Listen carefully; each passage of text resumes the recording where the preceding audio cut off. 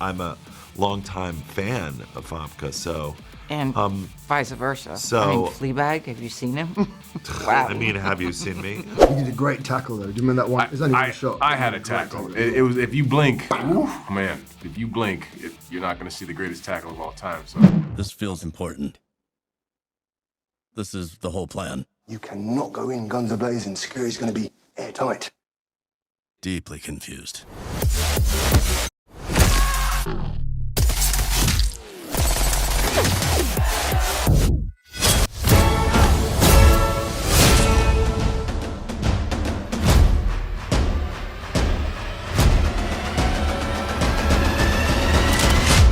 Gotta admit, that was cool. Thank you two very much for your time today. Appreciate it. Thank you. Thank you. So Hi, Eric. something I really liked about your characters is that, you know, even while they're villains and they're doing all these terrible things, they're both dealing with this sort of like existential dread and depression and guilt, and you know, they're not having fun times as bad guys. And I wonder what you could tell me about that aspect of your characters. Well, it was perfect timing after the pandemic. We'd had endless time to deal with dread. go insane. And to go insane. So that was my preparation for this character. Yeah, well, I mean, that was like present in the script, and I felt it was important to really dive into that as deep as I could, you know, and, you know, whether you were like necessarily seeing everything in front of the camera or not, you know, that whatever was happening was fueling what he was doing. So it wasn't, you know, some stock villain character, you know, and that like deep pain and guilt and regret was fueling everything that he did. It was just so apparent in the script, and that's part of the reason I decided to do it. So yeah, worked really hard to serve that. Yeah, and then I think as actors, we were given the freedom to enhance these moments, to really go out there and explore, and you know, gives different dimensions to. You know, it doesn't always happen like that. Some directors you work with or projects you work on are, you know, they don't give you that type of freedom, but Moritz gave us a lot of freedom to explore. Yeah. And be creative. And I mean, you two aren't in very many scenes together, but I'm wondering if you were able to get together beforehand, maybe with Michelle Dockery, have like a family brunch type situation, get to know each other. Family powwow. We didn't, did we? We didn't. No. But when we met, or maybe they did and they excluded me. I'm not sure, but I definitely I wasn't part of that. No. There was no family brunch. No. I mean, it was, you know, it was. We all met each other for the first time when we showed up to set, but you know, we're good. We're good at that, you know. And then, but it's always exciting because when you meet the person, and then also what you're, you know, I'm a longtime fan of Famke, so. And vice versa. So, I mean, Fleabag, have you seen him? Wow. I mean, have you seen me? So it's, you know, imagining things about, you know, knowing she was playing her, it, you know, that definitely fueled, you know, imagining Hilda and what the relationship there was. So, and then when we met, it, you know, fuels it even more. So, you know, and we all, I think, probably have personalities. I mean, we're actors, so, you know, we put it out there right away when you meet us, so. Well, Brett, I'd love to see maybe a spin-off or a prequel or something of your character as he tries to balance this life as evil henchman and, you know, struggling artist with this vision that he wants to get out to the world. Yeah. No, that would be good, you know, like... You should also see what that childhood was like for all of these people. Yeah, exactly. No, yeah. This lovely, Gideon, dysfunctional family. Yeah. No, in his mind, he's a tortured artist. And that was one of my favorite things, was dealing with the play that he'd written. And everybody thinks that he's a terrible writer, but in his mind, you know, he's Arthur Miller, you know. So... yeah, I would love that. I would love to see like a guy who sees himself as an artist, but then also at the same time being this fascist dictator. and having shame over if that. That's not box office gold. I don't know what is. I mean, absolutely. He could be a Hollywood screenwriter, rather than a playwright. That would, I think, hit the middle a lot more. In a bear costume. Yeah, in a bear costume. Well, guys, thank you so much for your time, and congrats on the movie, and have a great rest of your day. Thank you, Thank you too. Bye. I saw this man take down an entire squad. I did do that. He killed over 100 men Slight exaggeration. with his bare hands. Definitely not true. So I was reading earlier today about how you guys kind of got together before production started to sort of work on your characters and whatever kind of background they had together. And I'm just wondering what that process was like for you guys. It was grueling. Yeah. I think with someone who lacks so much technique. Sorry. Sorry. The truth is coming out now. No, it's great.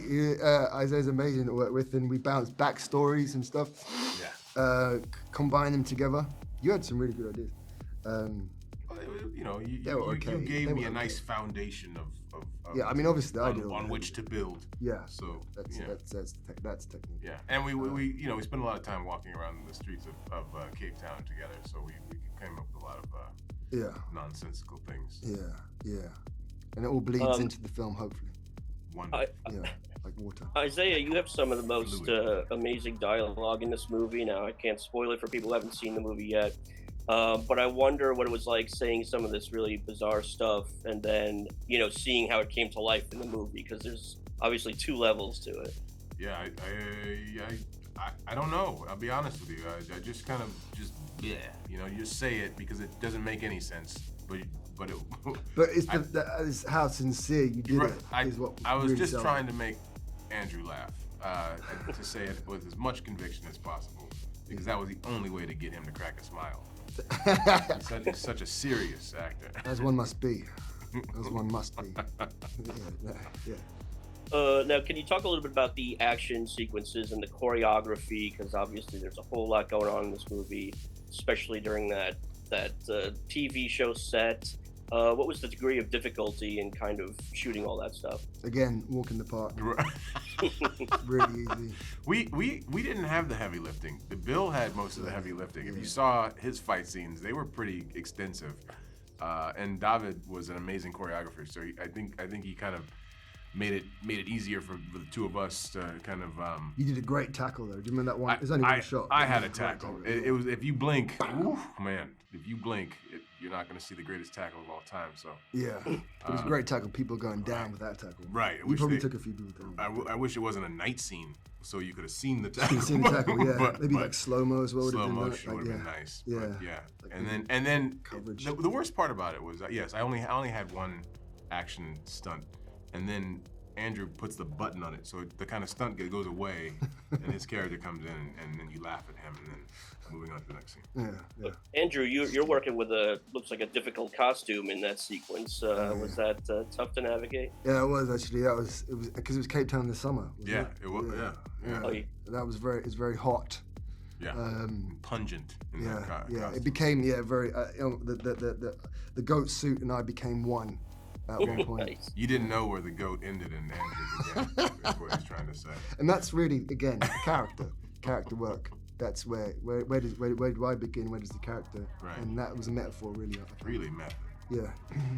And what was it like for you guys working with Moritz, the director? Because obviously, it was his first film, a feature film, but you would never know it watching it. What was it like on set? No good. Yeah. It was great.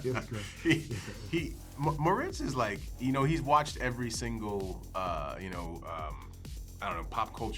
big pop culture movie that you can think of. Yeah. So he's got such a good library of action films and old school martial arts films and Hong Kong action films that you knew that it was just that he was going to bring this amazing knowledge to the table and create something that everybody can kind of take a big bite out of and enjoy. Wow, that's a metaphor. I work on these things. So.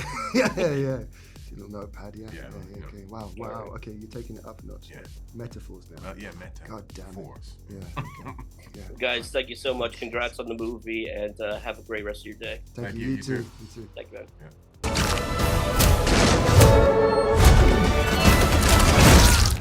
Read my lips.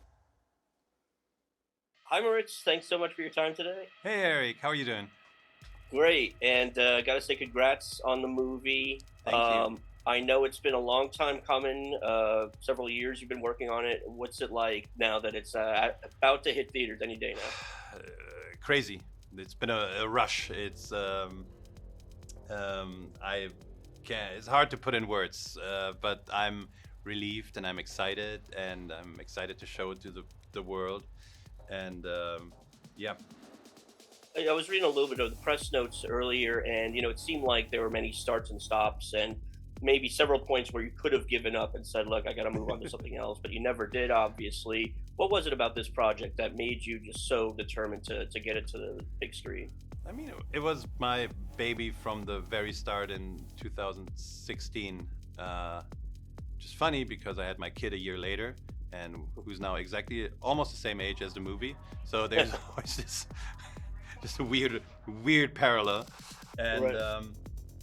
But yeah, it was sort of I felt like the story was so special, and we all, when we shot the proof of concept trailer, we all poured our hearts into it and thought like turning this into a big a movie, any kind of movie really, not even big, but any movie would just be awesome, and we'd love to see that. So, but the longest sort of period where of doubt was when we already had our biggest producers on board, Sam Raimi and Roy Lee, and that's when we started writing a script, and but then sort of we hit some bumps in the road, and then COVID hit, and that's where like 4 or 5 years.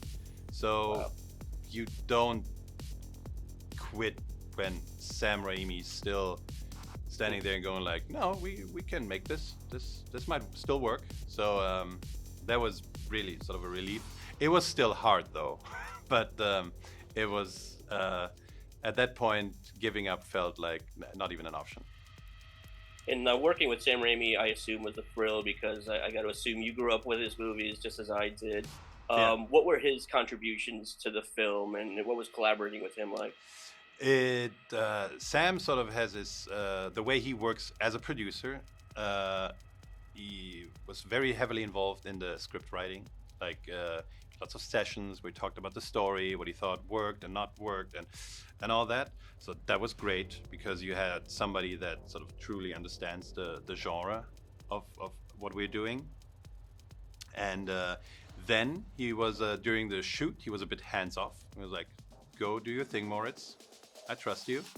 And then in the editing room, he came back again and was like, "All right, now let's get this baby on the road." And that's when he sort of got involved again. It was like, and having a partner that's sort of asking the right questions and is just there. So like there were days when it was like, "Oh, this was just like a free masterclass, just like doing this for a day or two." And yeah, it was an amazing experience, really. So, how close? I mean, I'm sure you did not have too much money for the proof of concept sizzle reel thing, but how close ultimately is the final product to that original vision? I feel it's pretty close. Like there's sort of on all fronts, really. I mean, I think it's somewhere online. You can find it. Okay. But we stuck pretty close to what we planned to do, and it got even better. Like because all of the amazing actors and the screenwriters and just like how it evolved into something that was even better than the original trailer. There's several standout sequences. I mean, people should see for themselves, but was there one sequence that was particularly tough to do or just time consuming? Oh, there were a lot. Like move. Probably every action sequence, right? Yeah. It's the obviously the action sequences are really like tough to shoot, and Dave Shatarsky, our action director, did an amazing job there. And it's sort of just that part because it's very technical and it's exhausting. Like if the actors perform, they get tired, and sometimes they have to do it so often, and then you have to synchronize it with the camera work and all that. So there's a lot of things that can go wrong, and getting it right is just, it takes time. But I think for me, there was not really one particular scene that sort of stuck out as being, well, the showdown, not the showdown scene, but sort of the towards the end, the bunker scene with Hilda. COVID struck us for a moment there, and we had to shoot with a lot of doubles over the, which was supposed to be one day, was suddenly 3 days, and half of the actors were missing, and we were just sort of just like switching around and trying to make it work so it wouldn't break our neck in the last days of shooting. That was tough. COVID was still, not great. Yeah. Well, it all came together, and congrats again, and looking forward to the next one, man. Thank you so much. It was great. Thanks. Have a great day. You too. Bye.